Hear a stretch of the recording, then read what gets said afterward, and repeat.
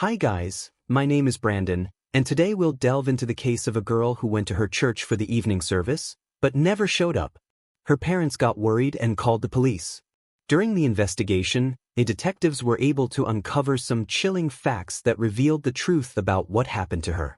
Zoe Hastings was born on November 21, 1996, in Kansas. She was the oldest of 5 children, with 3 younger sisters and a brother. Zoe was always there to help her parents look after her siblings, ready to cancel any plans if her parents needed a hand. Her mom and dad were deeply religious, so the family spent a lot of time at church. At some point, they moved to Dallas, where Zoe enrolled in a high school with a focus on creativity and arts. She had a passion for drawing and also enjoyed participating in school theatrical performances. In her spare time, Zoe worked at an art studio in Dallas. She also worked as a lifeguard at a local pool on a summer break. After graduating from high school, Zoe had the opportunity to attend some of the top universities in the country. However, she chose to postpone her education and dedicate some time to her church. In October 2015, when Zoe was 18, she was getting ready to go on a mission trip for her church and was eagerly anticipating the journey. On Sunday, October 11th, she planned to attend the Sunday service where they would discuss some details of their upcoming trip.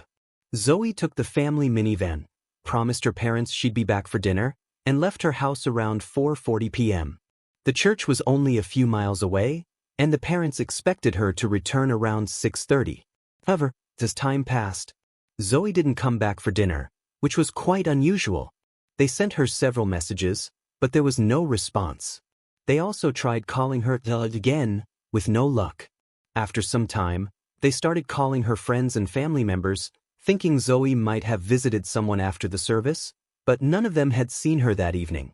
Finally, her parents decided to call the church, and here they encountered a rather unexpected turn of events. Zoe never showed up there. The parents became even more worried and decided to contact the police. Such behavior was extremely unusual for their daughter. She always told them where she was going and never disappeared without any explanation. They called 911, but for some reason, the officers didn't come to their house to take a missing person report. So, the parents drove to the police station themselves, filed a report, and began searching for their daughter. They retraced the entire route from home to the church several times, but couldn't find any trace of Zoe. This went on almost all night, and as morning approached, her mother suddenly had an idea. She recalled that her daughter had an iPhone tracking app, which gave them access to her location.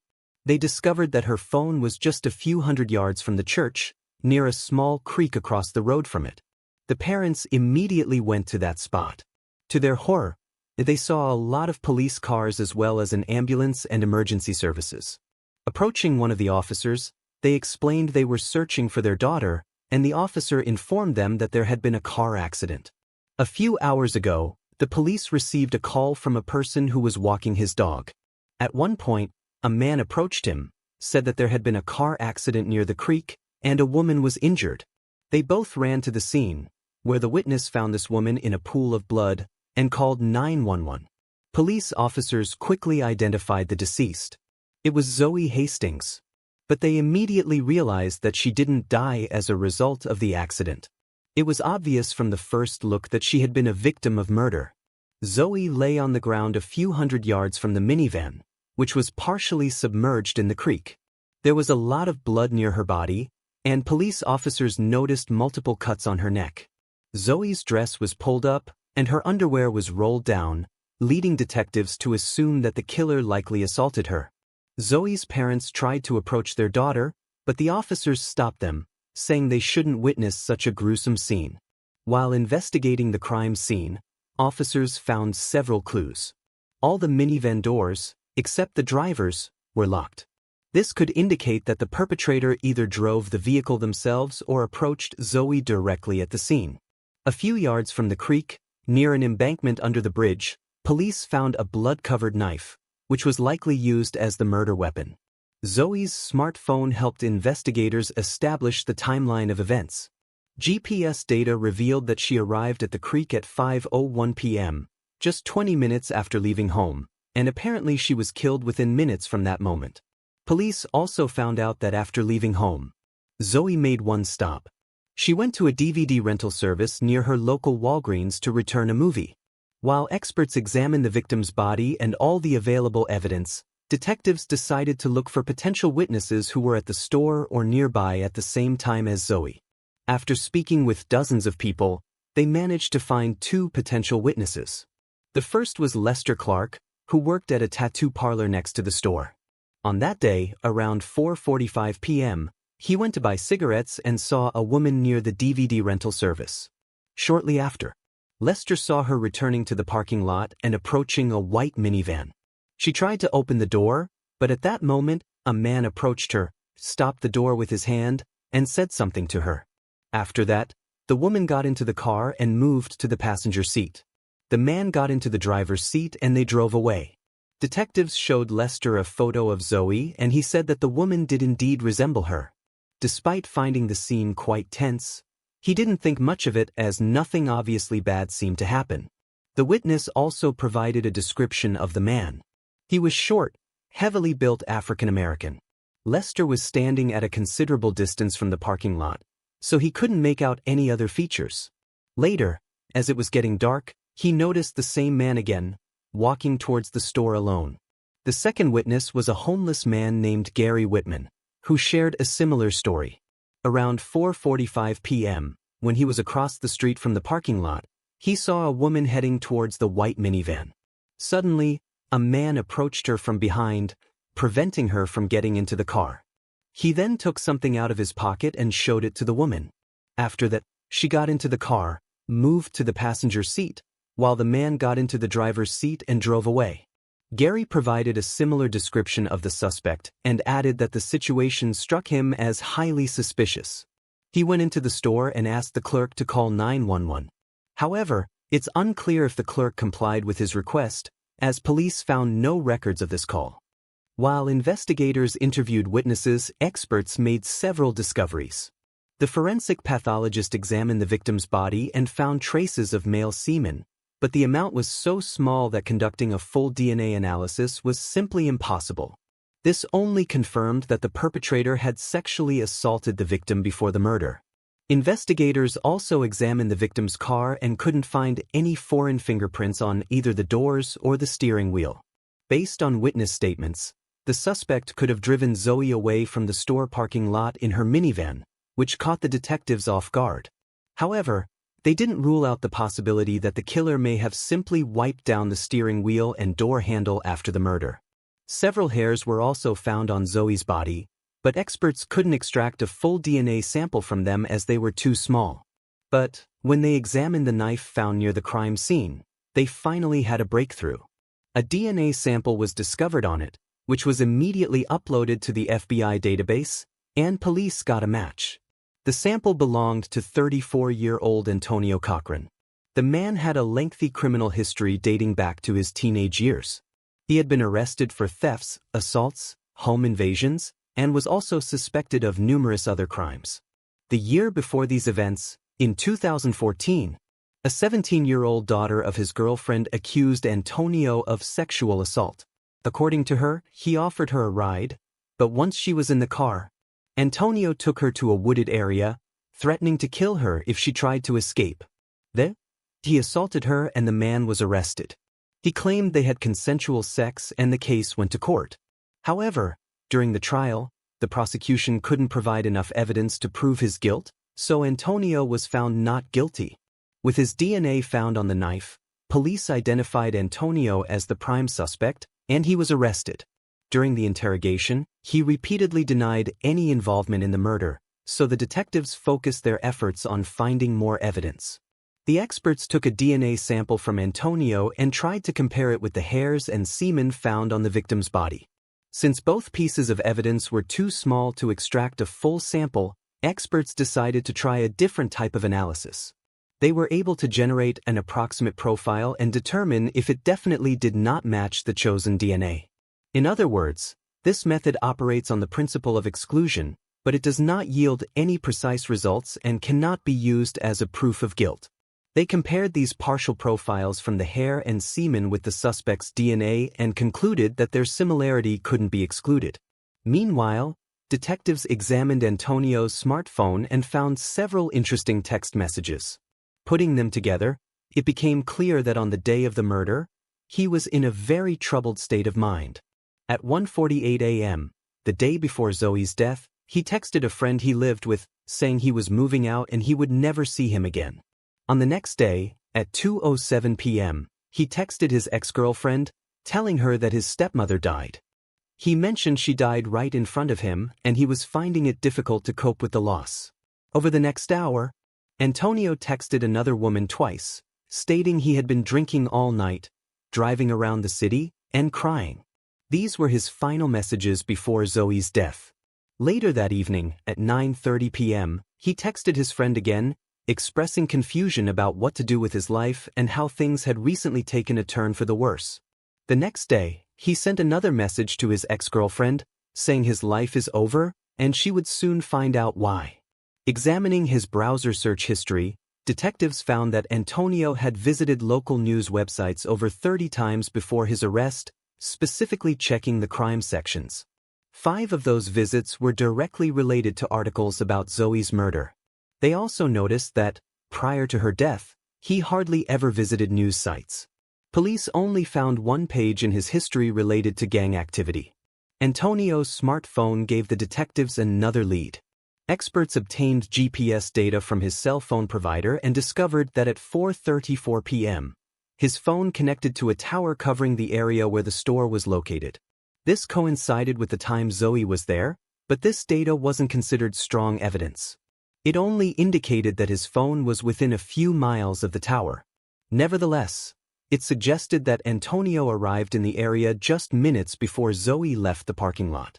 His home was quite far, and throughout the day, his phone had been connected to a different nearby tower. Detectives also learned that Antonio had started a new job at a grocery store just 3 days before the incident. On Monday, the day after the murder, he didn't show up for his shift without giving any explanation. Despite the extensive list of circumstantial evidence against Antonio, the only strong evidence remained the suspect's DNA on the handle of the knife. However, this could have posed a problem as such evidence alone is often insufficient for a conviction, because merely holding a knife doesn't prove the act of murder. For instance, he could have used the knife under different circumstances, and someone else might have used it to commit the crime. But detectives couldn't find any other evidence, so they decided to proceed with the case and take it to court. The prosecution presented its version of what happened on that day. When Zoe returned to the parking lot to her car, Antonio approached her, pulled out a knife from his pocket, and threatened her to get in the car. He then took the driver's seat himself and drove away. Based on messages sent by the suspect before the murder, he was in a distressed emotional state due to the death of a relative and had consumed a significant amount of alcohol.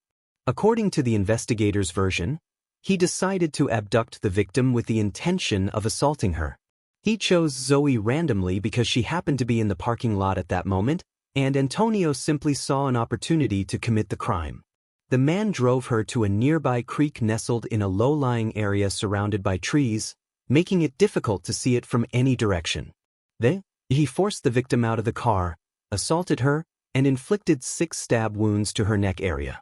He then got back into the car and attempted to drive it into the creek, possibly to conceal any remaining evidence in the vehicle. However, the car only partially submerged in the water, so Antonio could have wiped the steering wheel and door handle clean of his fingerprints and fled the scene. According to the testimony of the first witness, he saw a similar-looking man returning to the store's parking lot on foot that evening.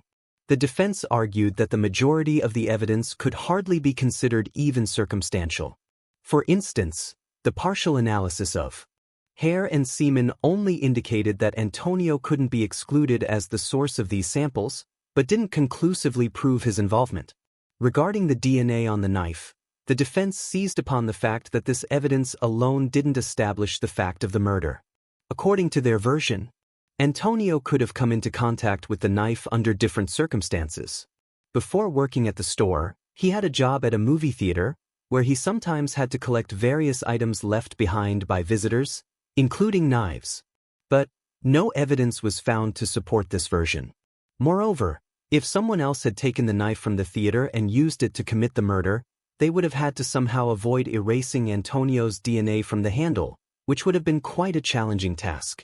The defense also attempted to challenge the credibility of the second witness, the homeless man, Gary.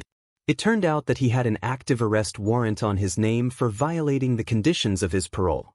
The defense tried to use this fact to exclude his testimony from the case files, but the prosecution objected.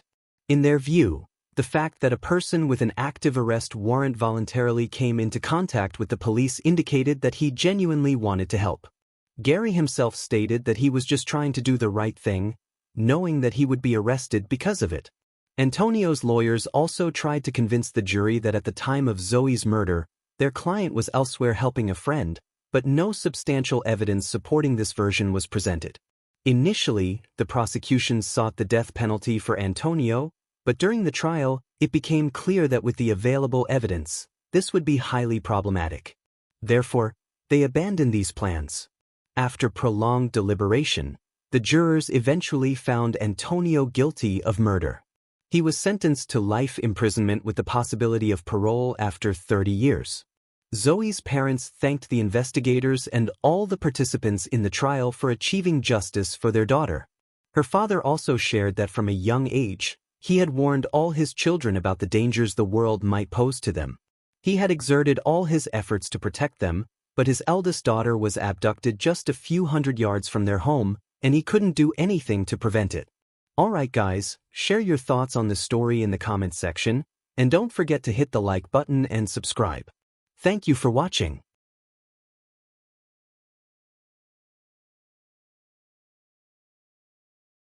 A student headed out for her shift at a furniture store, but after sending one unsettling message, she suddenly stopped answering calls and texts. Police opened an investigation, and the case quickly caught the attention of all of Los Angeles before making headlines across the country. And when the full story of what happened finally came out, it sparked outrage nationwide, an anger that still hasn't faded to this day. Brianna Kupfer was born on April 9, 1997, in Los Angeles, California. She grew up in a big, lively family with a younger sister and two brothers. From an early age, Brianna stood out for how driven she was. She was a straight-A student, the captain of her school's cheerleading team, and someone who always seemed to be surrounded by friends. Later, she went on to study public relations at the University of Miami and even spent some time in Australia as part of a student exchange program. After graduating, Brianna moved back home and enrolled in a graduate program at UCLA, focusing on architectural and interior design. She was deeply passionate about creativity, especially fashion. Brianna loved sketching designs, sewing her own clothes, and dreamed of one day launching her own collection.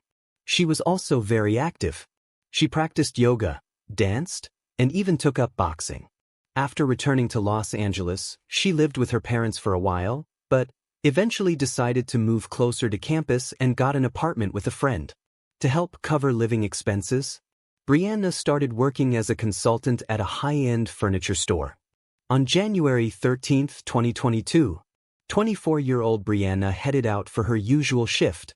That day, she was scheduled to run the store on her own because she'd agreed to cover a shift for one of her coworkers. At around 1:30 in the afternoon, Brianna sent her manager a message. "Can you call me? There's a customer here and I'm getting a weird feeling." But the manager didn't see the message right away. A few minutes later, when she finally called Brianna back, there was no answer. She then tried calling the store's landline and, again, no response. Around that same time, a couple walked into the store. Right away, they noticed something was off. There was no one at the front. As they stepped further inside, they noticed something strange behind one of the sofas. When they got closer, they realized with horror that it was a person covered in blood. The couple immediately ran out of the store and called the police. Officers rushed to the scene and found a young woman lying motionless on the floor, and it was clear she was already gone. Her phone was on the floor near her hand, and judging by the sheer amount of blood around her, they immediately suspected she'd been stabbed multiple times. It also didn't take long for them to confirm that the victim was Brianna. Her body was sent to the medical examiner while detectives began combing through the crime scene. Naturally, their first thought was that this might have been a robbery gone wrong, but that theory didn't hold up for long. Nothing of value had been taken, not even the cash from the register. In fact, it was the opposite. The killer had actually left something behind. Sitting on the counter where Brianna had been working was a small voice recorder, and it was still running. The officers hit play on the recorder, and what they heard left them stunned.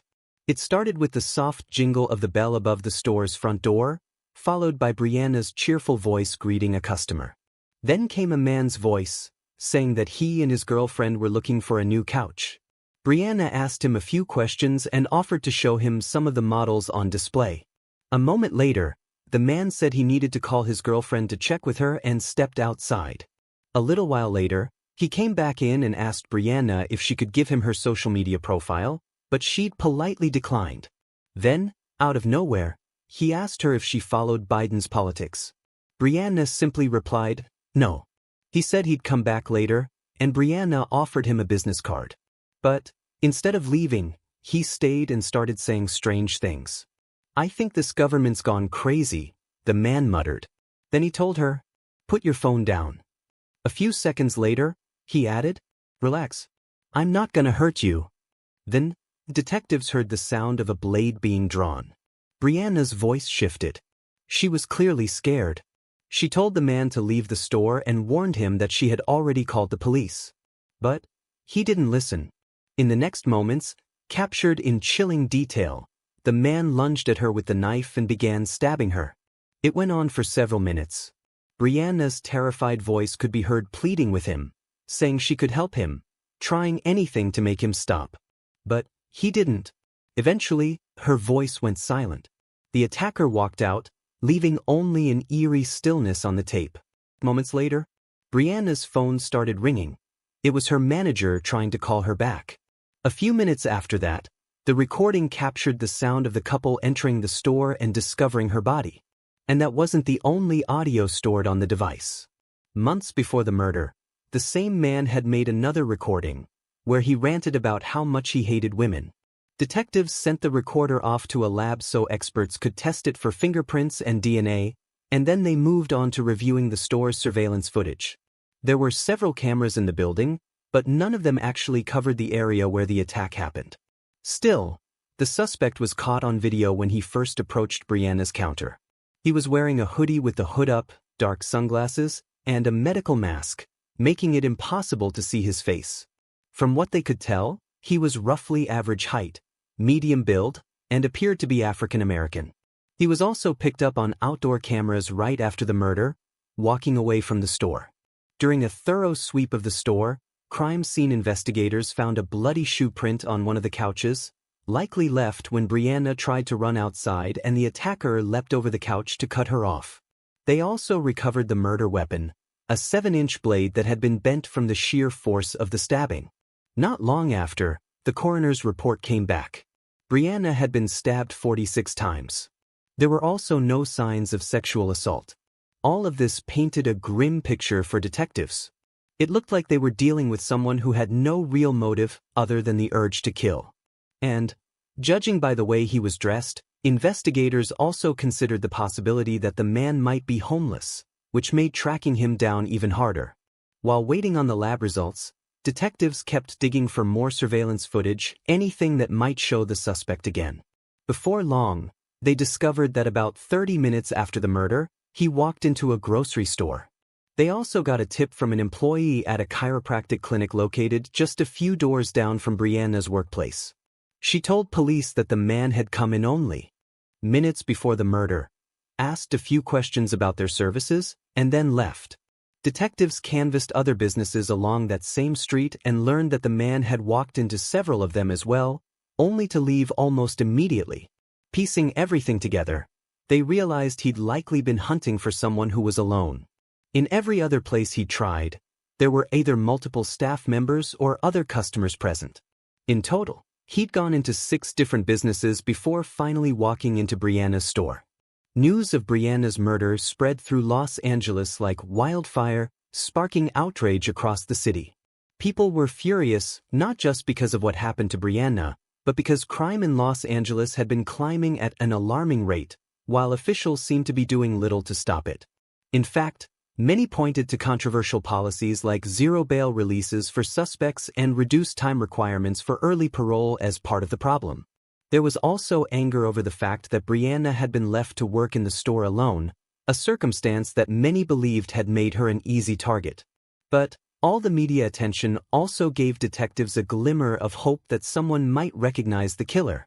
Police released photos of the man through social media and news outlets, and they announced a massive reward, $250,000, for any information leading to his arrest.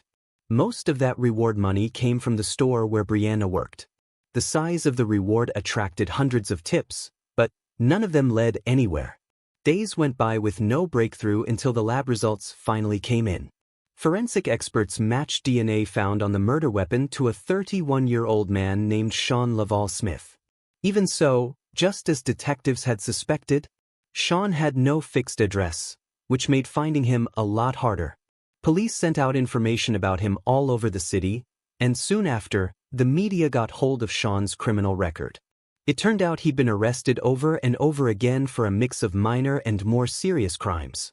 Things like drug possession and theft, but also incidents that were far more alarming. Once, he attacked a police officer and bit his finger. In another case, he fired a flare gun into a car with a child inside. He'd also been arrested multiple times for trespassing.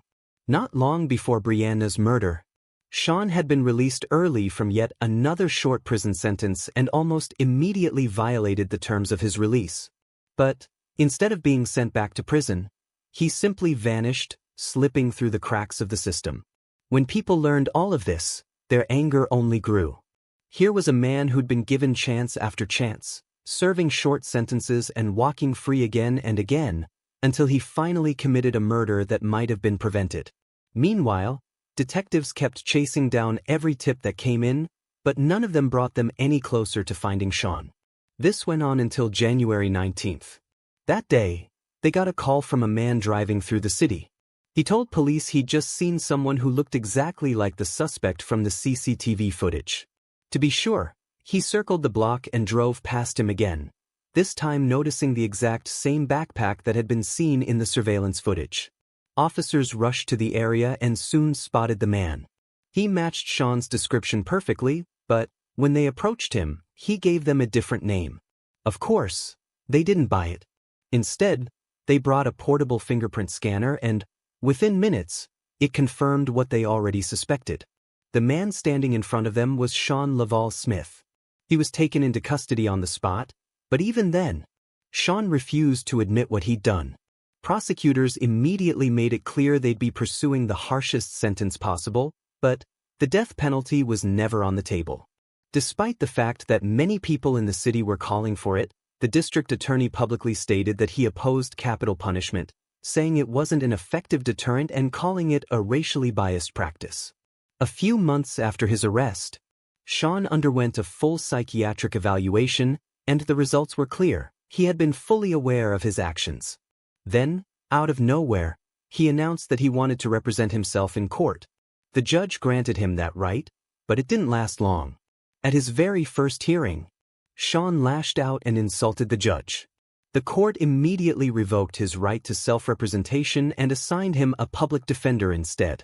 Not long after that, Sean entered an official plea of not guilty by reason of insanity, despite the psychiatric evaluation clearly showing the opposite.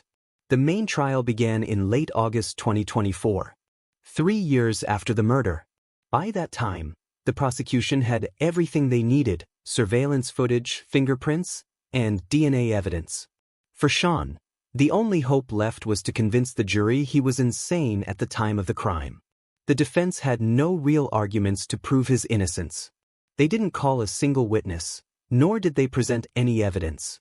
Instead, Sean's attorney focused on trying to convince the jury that this was a spontaneous act, not something premeditated, even though it was clear from the investigation that Sean had walked into 6 other businesses looking for a victim before attacking Brianna. The attorney also tried to play on the jury's emotions, arguing that this case only got so much media attention because Brianna was white and Sean was African American, suggesting the whole thing was unfairly biased. During the trial, the court also played the tape from the recorder, the one that captured Brianna's final moments. Before it started, the judge gave her family permission to step outside, sparing them from having to relive that horror. Later, the judge ordered that this recording must never be released to the public. The jury also listened to other recordings, one where Sean spoke openly about his hatred toward women and his desire to hurt them. By the time the trial wrapped up, the evidence was overwhelming. The jury spent barely an hour behind closed doors before returning to the courtroom, and their decision was clear: Sean was guilty.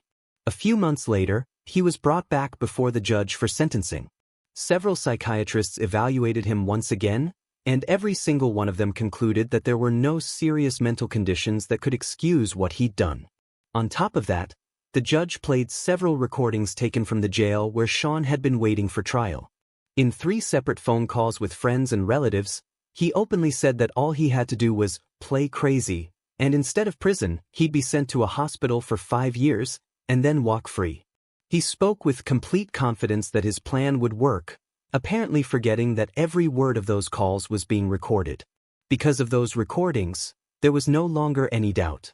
Sean was ruled mentally competent and sentenced to life in prison with no possibility of parole. However, there was a catch. Under new California laws, even people given life without parole are technically allowed to apply for parole later on. Still, the judge said he hoped every single one of Sean's future petitions would be denied, given the sheer brutality of his crime. As for his motive, no clear reason ever came out during the trial. Based on the recordings from his own recorder, Sean simply harbored a deep hatred for women and wanted to hurt them. And the fact that he walked into 6 other businesses before attacking Brianna shows one chilling thing: he didn't care who it was as long as it was a woman. So, Sean was sent off to serve his sentence. But Brianna's case didn't end there. It became yet another stark reminder of how flawed the legal and correctional systems can be. Systems that let dangerous offenders slip through the cracks, serve only light sentences, and walk free even when they pose a clear threat to others. And yet, despite the outrage and the calls for change, nothing meaningful has been done to fix the situation. In California, a lenient attitude toward offenders still remains, even in the face of cases like this. In Brianna's memory, hundreds of people gathered outside the store where her life was taken. They built a makeshift memorial filled with flowers, her photos, and signs demanding action, pleading with authorities to finally do something about the violence in their city. Alright guys, share your thoughts on this story in the comments section, and don't forget to hit the like button and subscribe. Thank you for watching.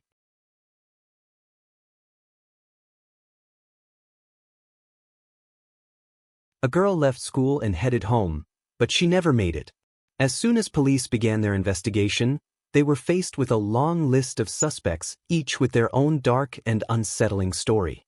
Yet, despite their efforts, detectives struggled to solve this case for years. This went on until a series of seemingly random events led to a shocking truth, one that would shake the entire town. Tina Fales was born on April 27, 1969, in Washington state.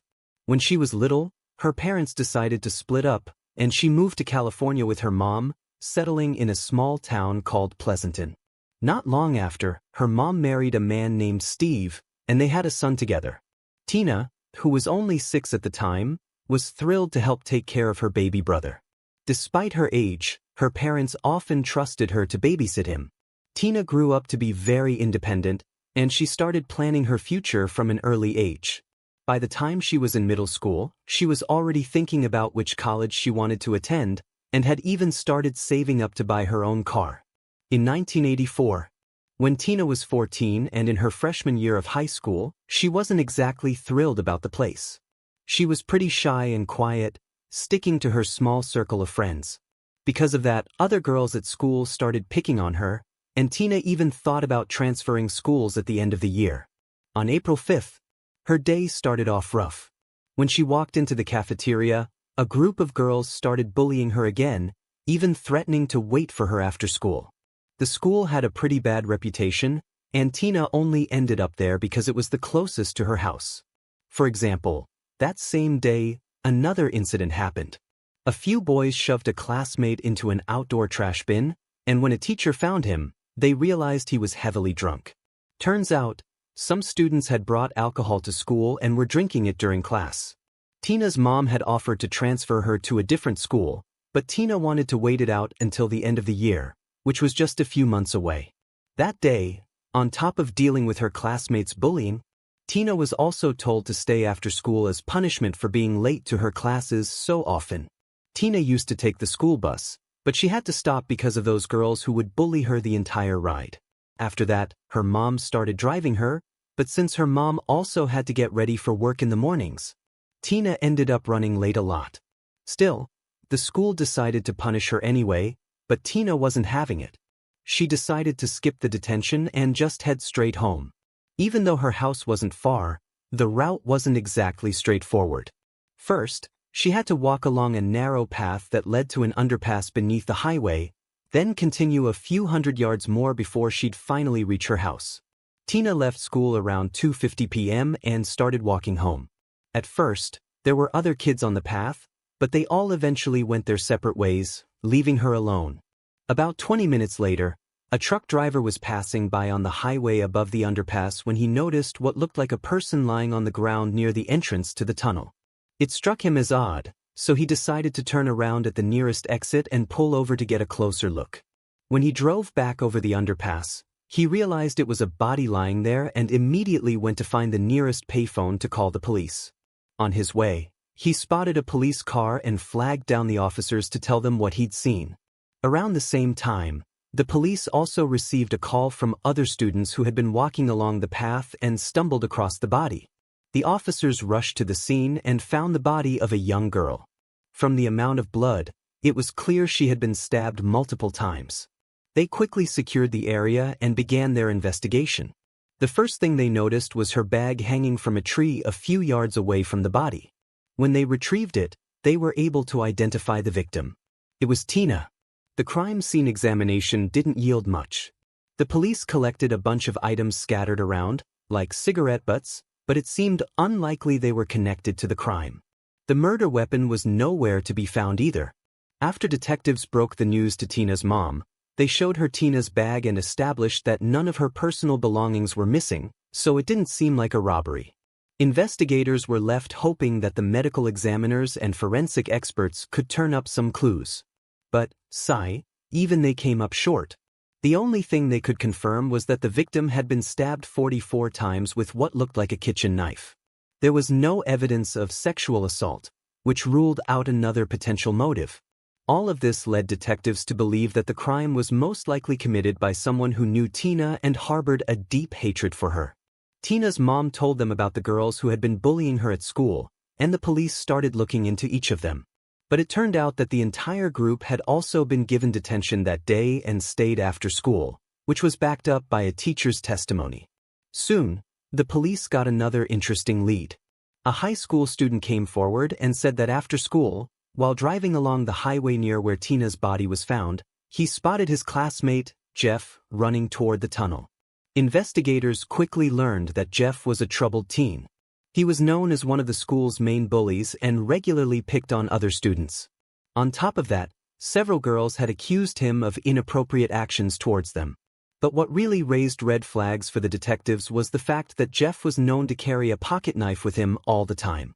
The police went to question him and immediately noticed a fresh cut on his finger.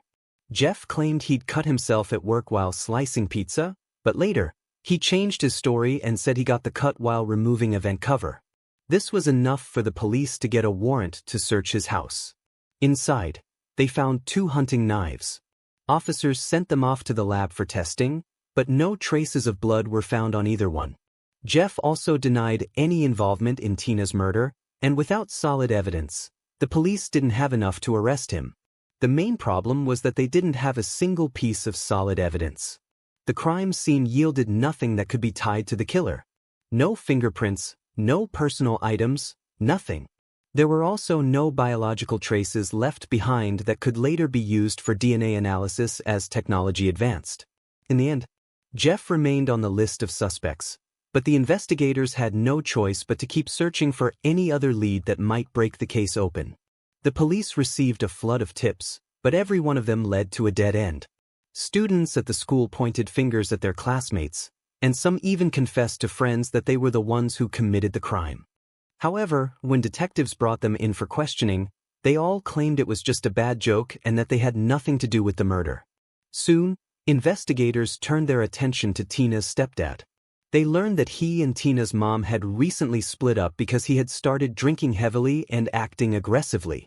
What's more, relatives and friends of Tina's mom told detectives that he had been physically abusive toward her, though the woman herself denied it. Despite their recent breakup, the man had been trying to reconcile. Just a few days before the murder, he had shown up at their house. Things escalated into another argument, and Tina had yelled at him to leave her mom alone. When detectives questioned him, the man claimed he'd been at work when the murder happened. His coworkers backed up his story, but then the detectives uncovered something fishy. After hearing about Tina's death, the man had taken a bus driven by an acquaintance to Tina's mom's house. The driver later told police that right before getting off, the man handed him a knife and asked him to hold onto it for a while. The police found this super suspicious, but the man insisted he just didn't think it was appropriate to show up at Tina's mom's house with a knife after her daughter had been killed with one. Detectives looked into his possible involvement a bit longer, but his alibi held up, so eventually they had to cross him off the suspect list. There was no progress in the case until 5 days later, when police suddenly got a new suspect. A young woman from a town called Felton, about 50 miles from Pleasanton, was walking through an underpass when she was attacked by a stranger. The man demanded she do whatever he said, threatening to kill her. But she managed to break free and run away, immediately reporting the attack to the police. Detectives on Tina's case immediately noticed that this attack bore a chilling resemblance to her murder. Eventually, they tracked down and arrested the attacker, a 23-year-old man named Walter. Digging into his past, investigators discovered Walter had been living in Pleasanton at the time of Tina's murder and moved away right after it happened. They also learned that on the day Tina was killed, Walter had visited his grandmother and acted strangely. He was visibly upset, telling her he didn't like where his life was going. After his arrest in Felton, police got a warrant to search Walter's home. Inside, they found blood-stained clothes and 2 knives also covered in blood. But when the evidence went to the lab, there was a twist. The blood came from animals, not humans. Detectives kept pushing to tie Walter to Tina's murder, but nothing stuck. They eventually moved on to other leads, though Walter remained a person of interest in the case. Over the next few weeks, police began to wonder if Tina's murder might be the work of an unknown serial killer. In the months that followed, 3 more young women were killed in and around Pleasanton, but investigators made little progress on any of the cases. Still, they started to suspect the crimes might be connected. The theory plunged the town, once considered safe, into fear. Women avoided walking alone, and parents kept their children under tight supervision. Pressure mounted on the police department as the public demanded answers, but detectives hit dead ends every time. Years passed with no breakthroughs in Tina's case. Then, in 1989, another young woman was murdered in Pleasanton, just a few miles from where Tina's body had been found, also near an underpass. But like all the others, this case went cold, leaving investigators no closer to catching the killer. The next twist in the case came in 1994. By then, DNA analysis had become a powerful tool in forensics, and detectives finally cracked one of the cold cases linked to the suspected serial killer. Experts re-examined evidence and got a DNA match to 35-year-old Michael Ide, who was already serving time for murdering a 66-year-old woman. With the DNA hit, Michael became a suspect in 3 other killings, including Tina's. But here's where things get interesting. When detectives told Tina's mom about him, she suddenly claimed she recognized him. Looking at his photo, she said she'd seen him at a barbecue years before the murder. She even dug up old photos from the event to prove it. But when she found them, she realized she was wrong. The man in the photo looked eerily similar to Michael, but it wasn't him. Investigators spent years digging for any link between Michael and Tina's murder, but they came up empty. He couldn't be tied to two of the other killings either. Still, he was sentenced to death for the one murder where his DNA sealed his fate. 2 years later, in 1996, detectives cracked another case when DNA matched a man named Robert Rhodes. But just like with the previous suspect, police couldn't tie him to Tina's murder. Over the next decade, a few more suspects popped up, but they all denied any involvement and the case stalled out again. Then, in 2007, Detective Dana Savage decided to take a fresh look. She was pregnant at the time and couldn't handle her usual duties, so she started digging into cold cases instead, and Tina's file caught her eye. After combing through every shred of evidence, Savage realized there was nothing solid to point to a killer. But one odd detail stuck with her: Tina's bag hanging in that tree. She knew there was no way Tina could have thrown it up there herself during the attack. This meant the killer had to have done it. By 2007, DNA technology had advanced enough that Savage decided to take a bold step. She sent the bag to the lab, thinking that the killer might have cut himself with his own knife during the frenzied attack, especially since Tina had been stabbed 44 times. If he was bleeding, even a tiny drop could have ended up on the bag when he tossed it into the tree. But their local lab didn't have the tools to detect such old and tiny traces of blood, so the bag was shipped off to the FBI's lab, where it sat waiting for years.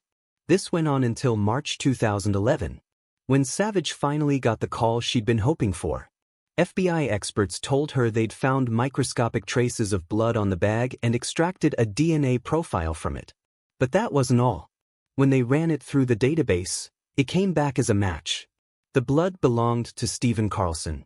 Detective Savage was shocked to hear the name. She'd been convinced one of two other suspects already behind bars was the likely culprit. But Carlson's name wasn't new to her. He'd popped up in the case files before. Stephen Carlson had gone to the same school as Tina. He was 16 at the time, and if you remember from earlier, he was the kid who got shoved into the trash bin near the school on the day she was killed. He was also the student who'd pointed police toward Jeff, the knife-carrying bully we talked about earlier. Detectives had actually considered him a potential suspect during the original investigation, but they'd found nothing to back up their suspicions. In school, Stephen's behavior was quite disturbing, and most people wanted nothing to do with him. He had a habit of saying crude and inappropriate things to girls, acted aggressively, and eventually earned the nickname Creepy Carlson. Because of his odd behavior, he was often bullied by other students. By the time he was around 15, he had started using illegal substances, which only made things worse. He was in and out of juvenile detention multiple times, though never for long. During those years, several people who knew him went to the police, claiming that Stephen had confessed to killing Tina. But whenever officers questioned him, he denied everything, saying it was just a joke. After high school, Carlson ended up in adult prison for 2 years for attempted assault. When he got out, he kept using drugs and refused to register as a sex offender, which led to more arrests. By the end of 2010, Stephen was homeless and got caught with illegal substances. He was arrested, and for the first time, his DNA was collected and entered into the database. That turned out to be crucial, because just 6 months later, the FBI lab finally got around to testing Tina's purse. By then, Stephen was already serving time for drug possession, so detectives went to see him. As soon as they mentioned Tina's name, he started acting strangely, but still refused to admit anything. With the DNA match, though, detectives had little doubt about his involvement, and he was officially charged with murder. Carlson's lawyer immediately demanded that the case be tried in juvenile court since Stephen was only 16 at the time of the murder, but this request was denied. The trial preparation dragged on for 3 years, and during that time, Stephen remained behind bars. Tragically, on the very day the trial was set to begin, Tina's mother passed away from a heart attack, never getting to see justice for her daughter. As a result, the trial was postponed again and didn't start until October 2014. Despite his lawyer's best efforts to defend him, the jury found Carlson guilty and he was sentenced to 26 years to life. Even then, he continued to claim he was innocent and immediately filed an appeal. For the next few years, Carlson's appeal was under review, and in 2017, his lawyer finally managed to get the sentence reduced. He convinced the court that the prosecution hadn't proven Stephen intended to kill Tina, meaning he shouldn't have been convicted of first-degree murder. As a result, the charge was lowered to second-degree murder, and his sentence was reduced to 16 years to life. Even then, he still refused to admit his guilt. But, in 2020, something completely unexpected happened. Stephen wrote 3 letters, one to Tina's family, one to the police, and one addressed to Tina herself. In those letters, for the first time ever, he took responsibility for what he had done and finally revealed what really happened on that tragic day 36 years earlier. According to his account, Stephen was furious that other students had stuffed him into a trash can earlier that day. On top of that, he had thrown a party at his house the night before, leaving a mess behind, and he knew his father was going to punish him that evening. Frustrated and drunk, he went home right after school, grabbed a knife, and started walking back in the opposite direction. He claimed he had no idea what he was going to do, and wasn't planning to attack anyone. But as he stepped out of the underpass, he saw Tina, and without thinking, he brutally attacked her. Carlson claimed he doesn't remember the actual attack. The only thing he recalls is standing over her body, holding a bloody knife. In his letter to Tina and her family, he apologized and admitted that she didn't deserve what happened to her. But, despite his confession, many doubted whether he truly felt remorse. Stephen's sentence allowed for the possibility of parole, but to get it, he had to convince a board that he regretted his actions and was no longer a threat to society. For convicted killers who keep claiming innocence, getting released is nearly impossible. So, it's entirely possible that Carlson wrote those letters just to improve his chances. But even after his confession, his parole request was denied, and he remains behind bars to this day. That said, he'll have plenty more chances to be released, and one day, the board might decide differently. It's also worth mentioning that after Carlson's arrest, many former students from his school spoke out. They said that back then, almost everyone in school suspected him, even though the police had plenty of other, more likely suspects. This only made things worse for Carlson. His classmates avoided him and most refused to even speak to him. But their suspicions didn't help solve the case. In the end, it was modern DNA analysis combined with Detective Savage's determination for justice that finally led to Carlson's arrest. Interestingly, before 2010, his DNA wasn't in the system. So, even if investigators had tested the blood on Tina's purse earlier, it probably wouldn't have led to him. It was only because he got caught with illegal substances that his DNA ended up in the database, ultimately sealing his fate. Otherwise, he could have remained free and Tina's case might have never been solved. Alright guys, share your thoughts on the story in the comments section, and don't forget to hit the like button and subscribe. Thank you for watching.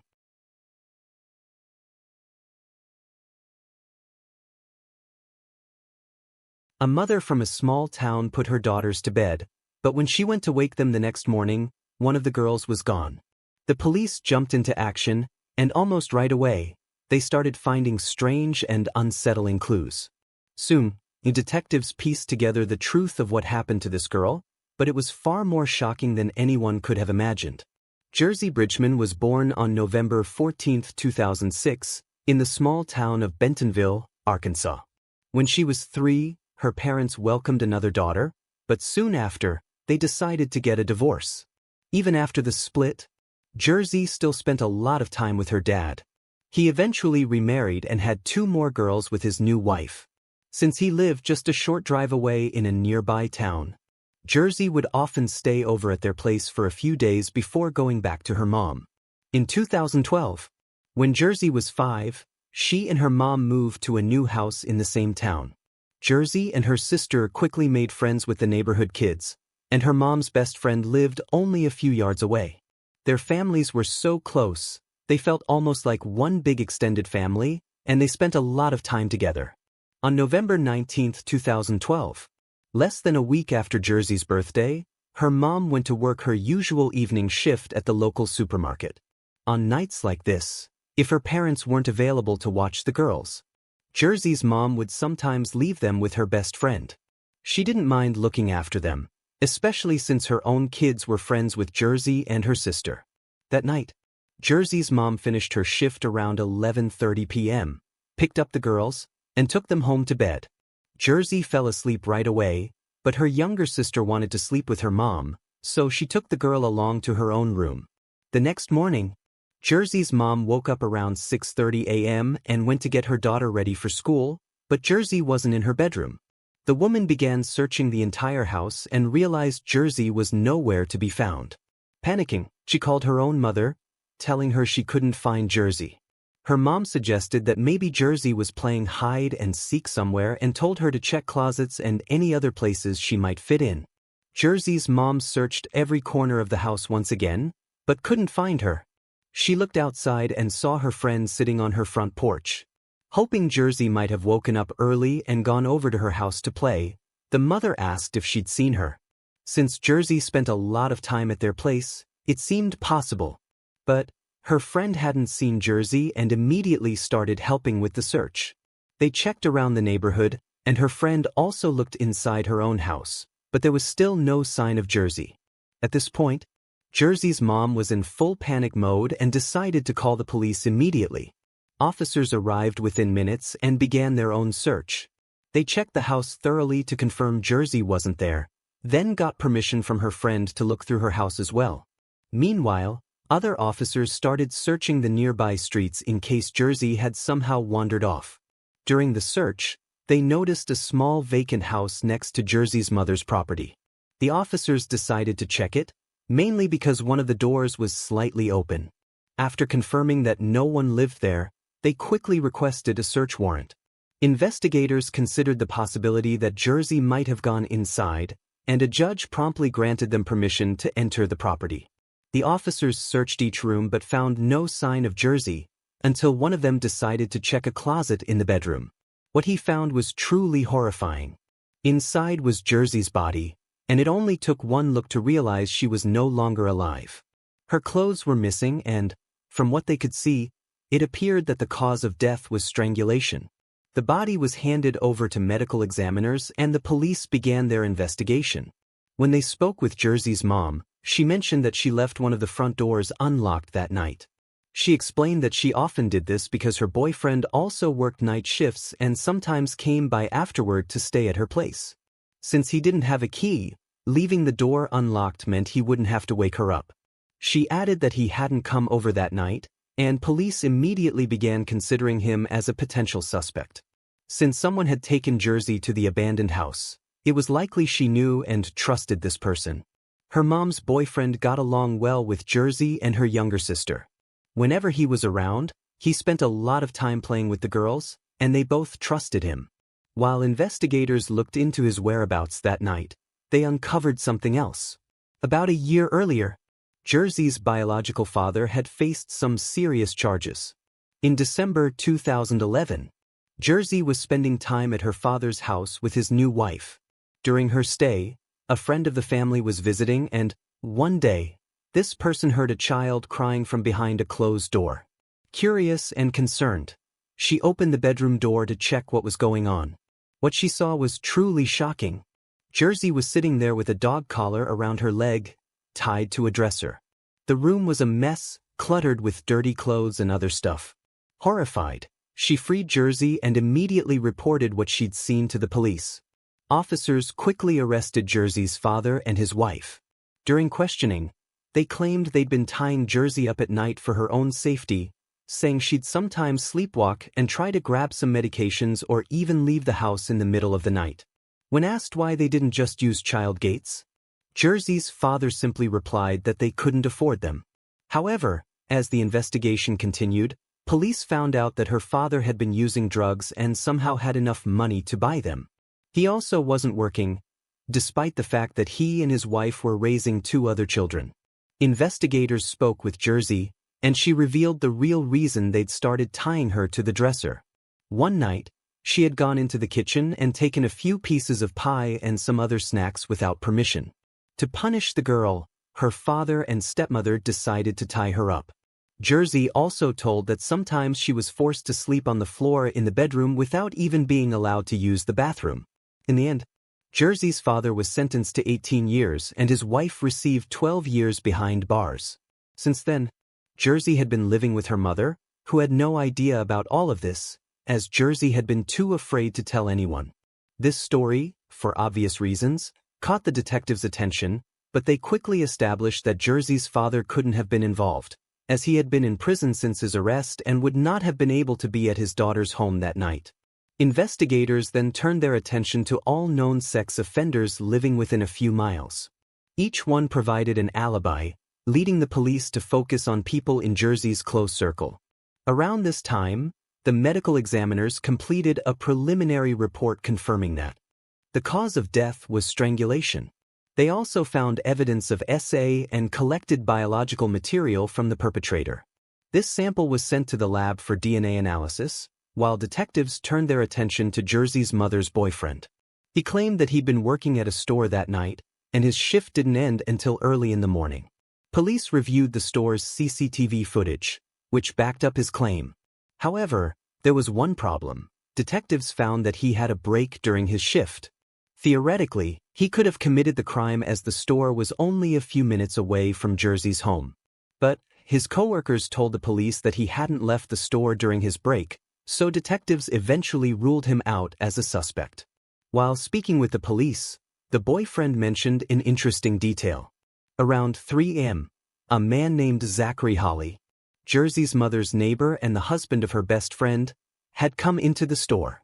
Zachary said he had stomach pains, bought some medicine, and left. Given that the crime seemed to have been committed around this time, police found this account quite suspicious. They had already spoken to Zachary and his wife and had searched their home, but didn't find any evidence. Initially, Zachary hadn't raised any suspicions, but with this new information about his late-night trip, detectives decided to question him again. Zachary confirmed that he did wake up in the middle of the night with stomach pain. Not finding any medication at home, he headed to a store just a few hundred yards away. When he got back, he eventually fell asleep again and woke up around 6:30 a.m. to get his older son ready for school. He also willingly provided police with his fingerprints, a DNA sample, and the clothes he wore to the store that night. Zachary insisted he would never harm Jersey, and the detectives believed he was telling the truth. While awaiting the DNA test results, the police decided to dig deeper into Zachary's background and uncovered a few intriguing details.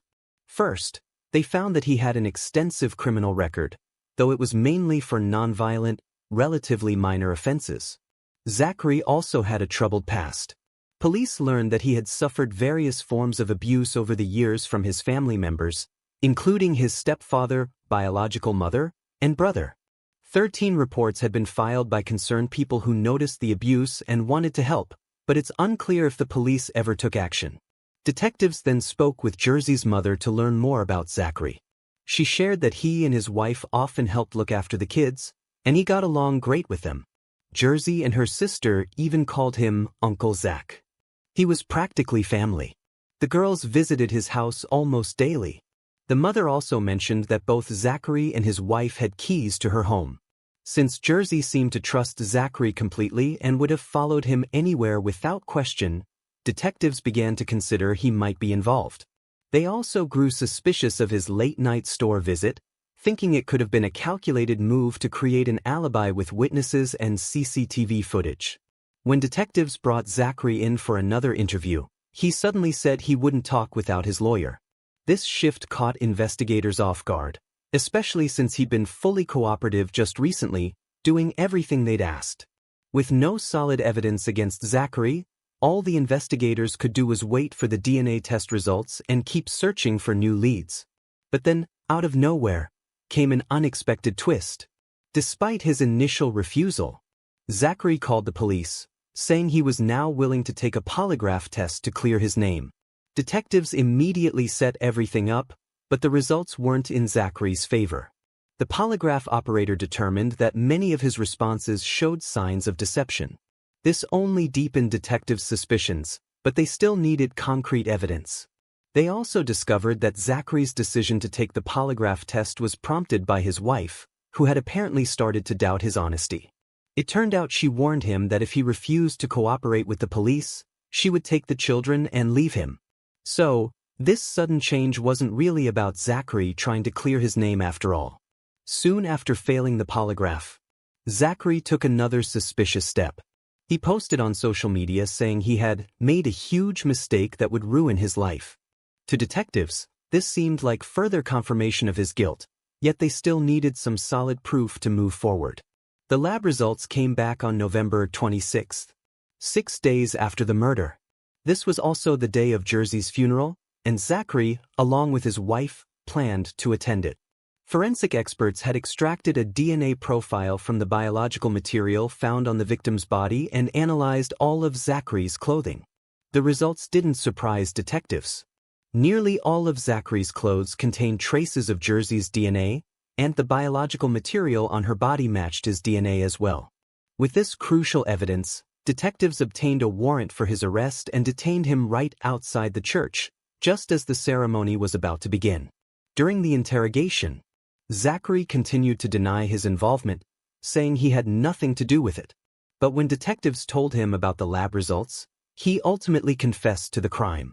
According to his story, Zachary really did wake up with a stomachache that night and went looking for medicine, but couldn't find any at home. So, he decided to drop by Jersey's mom's place. For him and his wife, this wasn't unusual. They would often stop by to borrow medicine from her cabinet. Besides, Zachary knew she usually left one of the doors unlocked, so he wouldn't even need to wake her up. Once inside, he noticed that Jersey's bedroom door was slightly open and decided to go in. According to Zachary, he had no clear motive and insisted he didn't understand why he went in there. He woke Jersey up and asked her to come with him. Trusting him like family, Jersey didn't hesitate and followed. Zachary led her to an abandoned house nearby, where he committed his monstrous crime and left her body in a closet. Afterward, he walked to a store, bought some stomach medicine, and went home, where he was able to fall asleep without a care. The next morning, he joined the search for Jersey as if nothing had happened, pretending he was just worried and eager to help find her. Zachary also claimed he hadn't planned the crime and said it all happened on impulse, though detectives had doubts about that. Still, they had no reason to question the rest of his confession. He provided many highly accurate details that hadn't been made public. At that point, the police had kept almost all information under wraps, even from Jersey's mother, so there was no way Zachary could have known those specifics otherwise. In the end, he was charged with murder and held in jail awaiting trial. The prosecution announced they would seek the death penalty. As for his attorney, he didn't even try to argue Zachary's innocence. Given the confession and overwhelming evidence, it seemed like a lost cause. Instead, his focus was on getting a life sentence instead of the death penalty. It's worth mentioning that soon after Zachary was put in jail, another inmate attacked him. He wasn't seriously injured, though, and since then, he's been under increased protection. The trial began in the spring of 2015, 2.5 years after the murder. Since Zachary never recanted his confession, the proceedings moved very quickly. He was found guilty and sentenced to death, with 2 additional life sentences and an extra 20 years. Before the sentencing, Zachary spoke to Jersey's family, expressing deep regret for what he'd done and hoping they might one day forgive him. However, his apology didn't seem to have much effect on them. As often happens, executions are almost always delayed for many years, and Zachary's case was no exception. He made several attempts to appeal his sentence, initially claiming that his first lawyer hadn't even tried to exclude certain pieces of evidence and that the jury selection process had been flawed. His new attorney also argued that Zachary suffered from severe mental health issues and developmental delays. They claimed his mental capacity was equivalent to that of an 8-year-old, meaning he shouldn't be held fully responsible for his actions. Interestingly, even Zachary's own mother, who had mistreated him for years, came forward in his defense. In an interview, she said she still loved her son and hoped his lawyers could overturn his sentence. Zachary's wife, who was also the best friend of Jersey's mother, supported his appeal as well, even though she had previously condemned his actions. But, despite these efforts, the appeal was denied. Independent experts concluded that, while Zachary did show developmental challenges, he was fully capable of understanding his actions and knew he was committing a serious crime. Currently, Zachary remains in prison, still trying to appeal his sentence. The last developments in his case were in early 2024. But his lawyers have yet to convince the court to overturn the death penalty, and it seems unlikely that the situation will ever change. As for Jersey's mother, she eventually married the man she was dating at the time of the tragedy, and they had a daughter together. She regrets that this little girl will never get to know Jersey or experience what a wonderful older sister she could have been. Alright guys, share your thoughts on the story in the comments section, and don't forget to hit the like button and subscribe. Thank you for watching.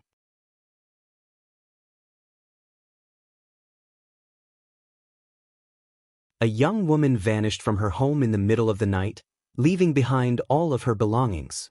As soon as police began their investigation, they found themselves in what felt like a real-life horror movie.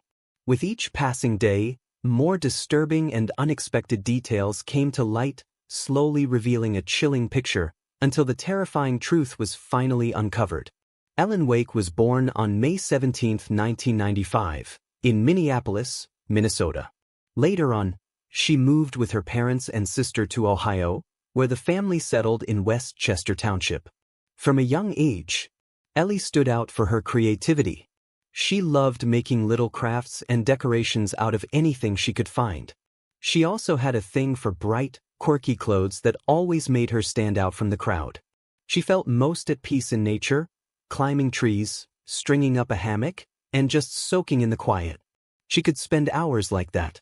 After finishing high school, Ellie went to a local college and got her cosmetology license. Not long after, she landed a job as a hairdresser. By the summer of 2018, 23-year-old Ellie was living on her own and still working at the hair salon. On Sunday, July 29th, a friend came over to visit her. They hung out in the backyard for a while, chatted, and then he left. After that, Ellie texted with a few of her friends. But the next day, she suddenly stopped replying. Her family and friends kept trying to reach her, but there was no response. When they called, they realized her phone had been turned off. A little while later, Ellie's mom drove over to her house and saw her car still parked by the garage. All of her personal belongings were inside, except for her phone. It didn't make any sense, and Ellie's mom immediately went to the police. She also told them right away that she had a strong suspicion about who might be behind her daughter's disappearance. Ellie had told her multiple times about an anonymous man who had been stalking her for months. It all started in February 2018, about 6 months before Ellie disappeared. A strange man began messaging her on social media, and at first, he seemed harmless. But then, his messages started getting creepier. He asked her bizarre questions about her thoughts on mass murders, and just generally acted weird.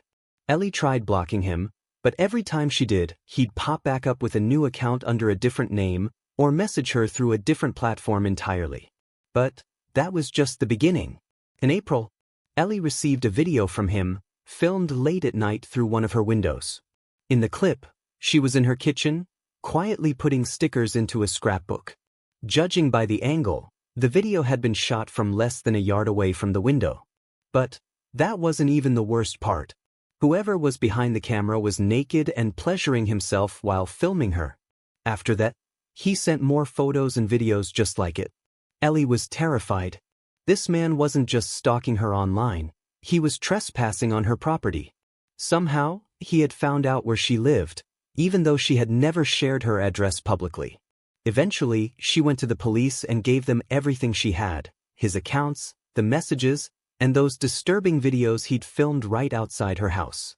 But, the local department's response was, to put it mildly, underwhelming. Instead of opening a case under a statute that recognized Ellie was in real danger, they brushed it off as simple telephone harassment. Investigators did try to figure out who was behind the fake accounts, but they quickly hit a wall. It turned out the man had been using virtual phone numbers from a website that required a court order to release any user information. And apparently, the police didn't feel like jumping through those hoops, so they shelved the case.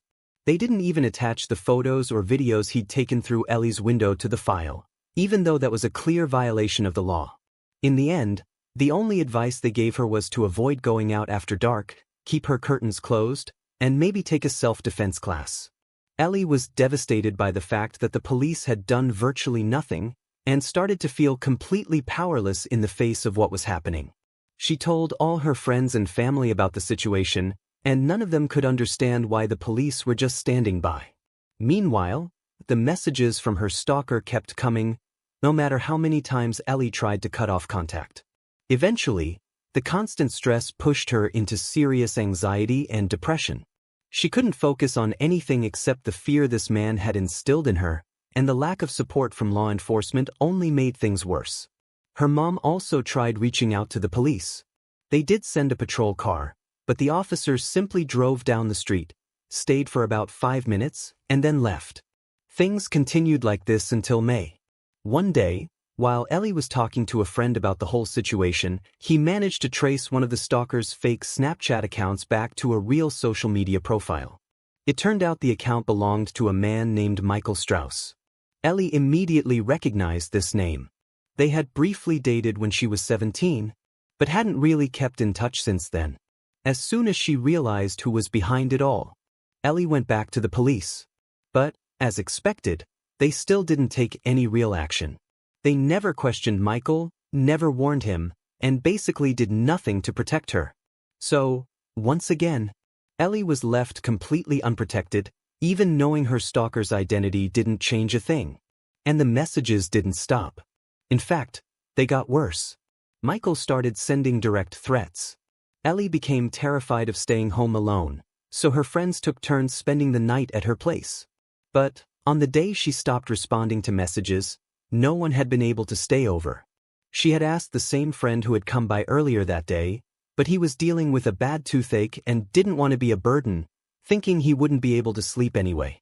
Now that Ellie had vanished, the police finally got to work and started by looking into her phone activity. They discovered that her phone stayed in the house until around 3 a.m., and then it was turned off. Investigators also got access to her social media accounts and found that, shortly before she disappeared, Ellie had been messaging with someone named Nate. She'd asked him to come over and he agreed. He also mentioned that he wouldn't be bringing his phone and said he'd just knock on the door when he got there. But, according to the messages, Ellie later canceled those plans. Still, when detectives started digging into Nate's account, they uncovered a disturbing twist. It was registered to a virtual phone number from the same website the stalker had used. Ellie's friends also told police that she had been talking to Nate for about 6 months, but had never actually met him in person. Based on all this, investigators suspected that Nate never existed, and it had been the stalker all along. What made it even worse was that Ellie had told him she was home by herself. Soon after, detectives got a warrant and requested all the data linked to the stalker's fake accounts. As expected, everything pointed directly to Michael Strauss. And notably, all those fake accounts went completely silent the same night Ellie disappeared. Detectives started digging into Michael's background, and what they found was alarming. He had a lengthy criminal record that included burglary, public indecency, harassment, and fraud. After one arrest, he'd even been ordered to undergo a psychiatric evaluation, which resulted in a court-mandated year of counseling.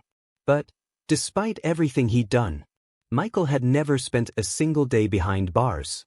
Police paid him a visit, hoping to get some answers, but Michael denied everything, and they left empty-handed. A few days later, though, investigators secured a warrant and searched his home, seizing all of his devices. The analysis revealed that Michael's phone had pinged near Ellie's house on the night she disappeared. They also found proof that he was behind the fake accounts. In fact, just 53 minutes after Ellie's phone had gone dark, Michael created a brand new account and began messaging a different woman, once again posing as an anonymous stalker. Inside his house, officers made even more disturbing discoveries. They found Ellie's driver's license, a clump of her hair, and a stone from the necklace she always wore. They also found a pair of real handcuffs bolted to his bed. And that wasn't all. A deeper look into Michael's online activity revealed some truly chilling details. 4 months before Ellie vanished, he had searched, "How long does a human body smell?" 3 weeks before, he was looking up cases of missing women in the area. A week later, he Googled, "How to survive in prison." He also repeatedly searched for Ellie's social media profiles and checked out pages of local businesses near her home. Just 10 hours before she went missing, Michael read an article about a serial killer known as the Cincinnati Strangler. A few days later, he looked up another serial killer, then searched how to delete photos from recognized sites.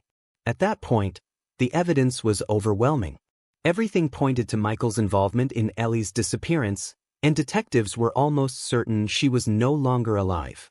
But they still didn't know where her body was until they discovered something interesting. On Michael's phone, investigators also found a screenshot from Google Maps. It showed an open field not far from his house. Cell tower data also confirmed that his phone had been in that area on the night Ellie vanished. So, police headed out there with search dogs, and it didn't take long for them to find human remains, hidden deep in the tall grass. By then, nearly a month had passed since Ellie went missing and the body was in an advanced state of decomposition. Still, forensic experts were able to confirm her identity through dental records. It was Ellie. As for her cause of death, the level of decomposition made it hard to say for sure. There were no obvious signs of trauma, but the evidence suggested she may have been strangled. On top of that, Michael had specifically researched serial killers who used strangulation as their method of killing, so detectives believed it was a strong possibility. Right after that, Michael was arrested and brought in for questioning. This time, he changed his story, admitting that he had killed Ellie. But the version he gave was just bizarre. According to Michael, Ellie had actually agreed to film a disturbing adult video with him, something involving torture, which he planned to sell to one of his regular clients for a hefty payout. But during the shoot, he claimed things spiraled out of control. He said he didn't realize how much force he was using and ended up accidentally strangling her. Michael also claimed that the entire thing was caught on camera. After realizing Ellie was dead, he said he watched the footage and then tossed the memory card. Naturally, detectives didn't believe a word of it. His story didn't match the facts, and with the mountain of evidence against him, prosecutors were already in a strong position to secure a conviction. Based on everything they'd gathered, the most likely scenario was that Michael lured Ellie out of her house, possibly by threatening her, and then brought her back to his place. Forensic experts confirmed that her wrists had been bound with zip ties. Once inside, Michael handcuffed her to his bed and killed her, then later dumped her body in a field near his home. But investigators still had another big question to answer. Could Michael be connected to any other crimes? Because, aside from the overwhelming amount of evidence in Ellie's case, his devices revealed something else: dozens of photos and videos of random women, most of them jogging in local parks or walking alone. In many of the clips, Michael was either secretly filming them from his car or following them on foot with a hidden camera. When detectives asked about the footage, Michael didn't deny anything. He admitted he liked recording attractive women whenever he got the chance, but insisted he never actually hurt anyone. Still, the search history on his phone told a darker story. He looked up things like, "Where do women jog in Westchester?" and would also search for news about attacks on female joggers in the area. Police started digging into other unsolved cases in the area and soon came across one that closely matched Michael's pattern. About 6 months before Ellie's murder, a woman was attacked while jogging in a nearby town called Mason. An unknown man ran up behind her and tried to drag her into the woods, but she managed to fight him off and escape. What stood out was that Michael had Googled this exact case multiple times, according to his search history, so detectives were nearly certain he was responsible. But, without physical evidence, they couldn't charge him. They also began to wonder if Michael could be linked to another unsolved murder from back in 2011. The killing of 21-year-old college student Caitlin Markham, whose story we've already covered on this channel. She disappeared under eerily similar circumstances, and her body was found nearly 2 years later. Police have never identified a suspect, but now they started to seriously consider Michael. Digging deeper, they found out that Caitlin had told friends about being stalked by a man she didn't know. But then came a truly unexpected lead. On one of Michael's old social media pages, police found a photo from a music festival. He was standing with a group of people, and one of them was Caitlin's fiancé. That confirmed Michael at least knew someone close to the victim. But Despite this connection, investigators couldn't find anything concrete to link him to Caitlin's case. While Michael was sitting in jail awaiting trial for Ellie's murder, one of his cellmates came forward with a tip. He claimed that Michael had confessed to killing another woman named Shelley and said he'd hidden her body near a river. But, despite looking into the story, detectives weren't able to find any unsolved cases that matched the details the cellmate had given them. So, even though there were plenty of suspicious threads tying Michael to other possible crimes, he was never formally charged with anything beyond Ellie's case. When the case finally went to trial, the prosecution laid out a strong lineup of evidence pointing straight to Michael. They argued that the murder wasn't some tragic accident, it was planned. And there was no question about who was behind it. Meanwhile, Michael's defense attorney had nothing substantial to offer in his client's favor. So, instead, he tried to blame Ellie for what happened to her. He told the jury that Ellie struggled with anxiety and depression and took some medication for it, suggesting that the pills might have caused her death. Needless to say, it was a ridiculous claim. Prosecutors quickly shut that down, making it clear that Ellie's health had nothing to do with the fact that she was abducted from her own home and murdered. Even with a mountain of evidence stacked against Michael, the prosecution eventually offered him a plea deal. Maybe they were worried that, without something concrete like DNA evidence, the jury might hesitate and Michael could end up walking free. 2.5 years after Ellie's death, Michael finally took the deal and pleaded guilty in front of a judge. He showed up to the hearing with visible bruises, likely from fellow inmates, and gave a short statement. He claimed he never meant to kill anyone and said he regretted what he'd done. He also apologized to Ellie's family, who were present in the courtroom, and even managed to squeeze out a few tears. But, because of the plea deal, the judge found himself in a tough spot. 6 of the 9 charges had to be dropped, which significantly impacted the sentence, so Michael was given life in prison with the possibility of parole after 17.5 years. As unfair as that may sound, it doesn't guarantee he'll ever be released. The parole board can, and likely will, deny his release for decades. In a surprising moment, even Michael's own mother spoke during the hearing, urging the court to give her son the harshest sentence possible. So, the man responsible for Ellie's murder ended up behind bars, but that brought little comfort to her friends and family. Everyone close to her understood that it wasn't just Michael's actions that led to her death, it was also the complete inaction of the police. They had multiple chances to intervene and protect her, but failed every time. After her murder, the local police department launched an internal investigation. As a result, the officer who took Ellie's initial stalking report was suspended for just 40 unpaid hours. One final note, the case of Caitlin Markham, the one where Michael was once considered a possible suspect, was finally solved in 2023. It turned out the killer was Caitlin's fiancé, who had managed to stay under the radar for years. The fact that he was friends with Michael, and that both of them turned out to be violent predators, raises a chilling question. Did they know about each other's crimes? Or worse, were they committing some of them together? We'll leave a link to Caitlin's case in the description of this video. Share your thoughts in the comments section and don't forget to press the like button if you appreciate my video.